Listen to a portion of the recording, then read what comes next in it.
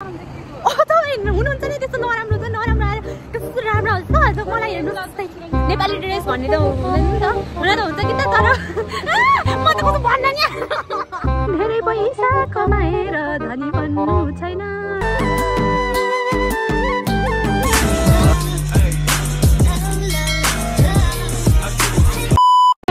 ल ए माया hello guys welcome back to my channel YouTube channel आज भने ब्लग बनाएर हालौँ न युट्युब आज भने हामी जाँदैछौँ ब्लग बनाउनु उयो सामान खान्छ हो नि यहाँ खाल्छ कि तर आज होइन कि यस्तो खाल्छ यो केही छ कि भनेर आज यो त भिडियो बनाउने होइन हेर न यस्तो मेकअप गरेर सेकेन्ड ह्यान्डमा के फाले हो कि ल्याउन त मर्यो दिदी अति कि यो त अति गर्नु त हुँदैन किन यस्तो नराम्रो देखेको हुनुहुन्छ नि त्यस्तो नराम्रो त नराम्रो आएर कस्तो राम्रो हुन्छ मलाई हेर्नु कस्तो राम्रो आउनु हो कि तर मेरो दिदी त कति राम्रो छ नि त गाइज भनिदिनुहोस् त तपाईँहरू सबैलाई हेरि यो दिदी भन्दा त दिदी रानी भन्नुहुन्छ त्यही भएर मलाई पनि मेरो दिदी नै राम्रो लाग्छ कि मेरो दिदी त कस्तो स्वर्ग अप्सरा जस्तै लाग्छ गाइज आज चाहिँ हामी जाँदैछौँ टिकटक भिडियो बनाउन काममा बिदा राखिराखी भिडियो बनाउन हिँड्यौँ अब तपाईँहरूले माया गर्नुहुन्छ के गर्नुहुन्छ अब त्यो तपाईँहरूको भर पर्छ अन्त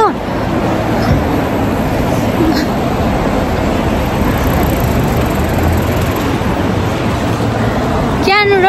जिन्दगानी दिदी तपाईँ बरु म तपाईँको इन्टरभ्यू ल्याउँछु क्या अनि बल्ल सबैले हेर्नुहुन्छ कि ल तपाईँलाई विदेश आएर कस्तो अहिले क्यामेरा पछाडिबाट हेरि नि मैले तर्सिन्छु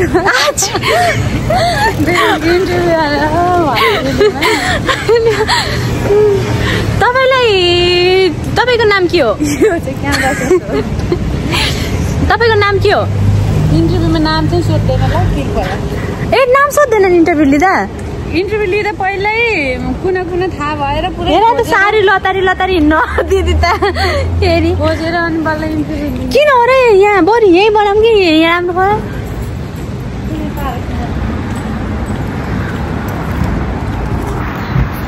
तल नि लुङ्गी चट्ट लाएर कम्मरमा पटुकी चट्ट लाएर माथि नि चोली चट्ट लाएर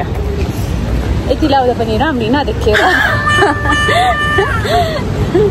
यति लाउँदा पनि राम्री नदेखेर चनामा भएको अवस्था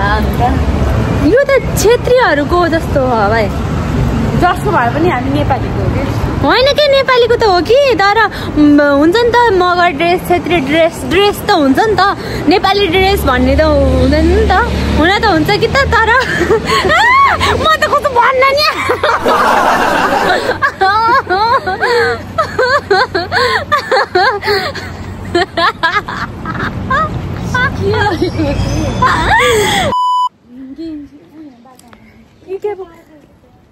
त्यस्तै नि है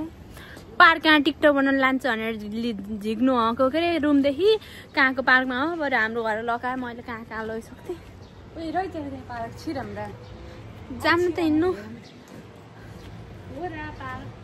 के थाहा पार्क हो कि के हो छैन होला भयो सानो र फर्केर आउँछ हेट तेरिका वाइ मेरो काम हो कि कति बजिसक्यो भिडियो बनाउँदो रहेछन् क्या हेर्नु त मेरो क्यामेरा फुटेको हे यस्तै हो जिन्दगानी दर्पण छाया के नै छ र एक दिनलाई रमाऊ 2 दिनलाई हाँसौ 3 दिनमा रमाऊ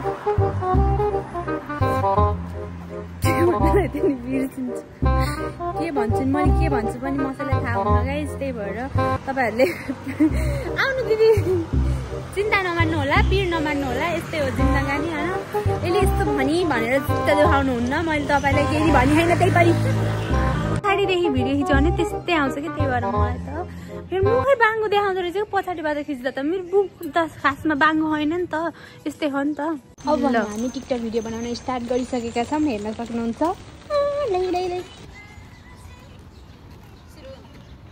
नराम्रो आउनु हो तपाईँ त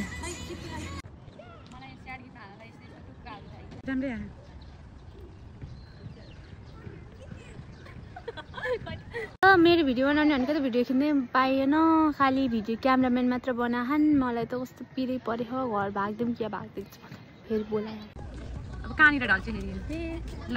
एकछिन त्यस्तैमा एक्टिङ गर्नु न अनि ल फेरि उठ्न कति गाह्रो हुन्छ मलाई।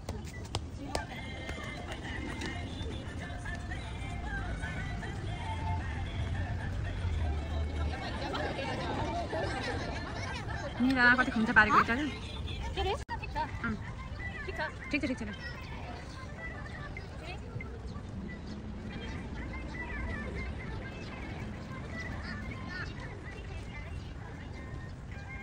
स्टार्ट। यो दिदीलाई पार्कमा भेट्न बोलाएको जङ्गलै छ। अस्ति पागल रहेछ छिर्बाके हिला हुन्छ ल कस्तेर आउँदै ल ल सुरु सुरु ल अनि सारा नरै नरै किन यस्तो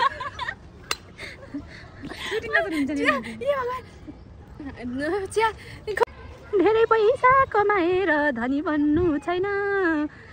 तर थोरै थोरै कमाएर रमाउन मन थियो। मेरो छोराले आएर खेलाउन मन थियो। यही पार्कमा लिएर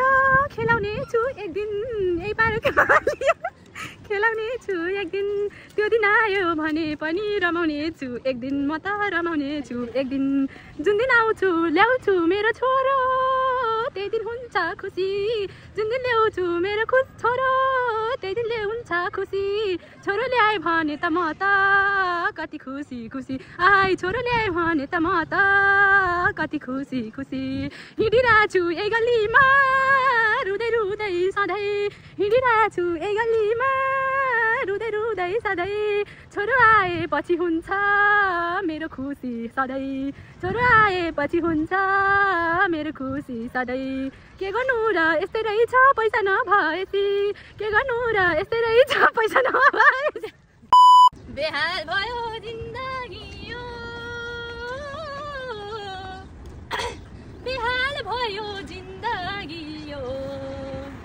दिदी आइमिन खेलिछु एक्लै म। Thank you for watching. Bye.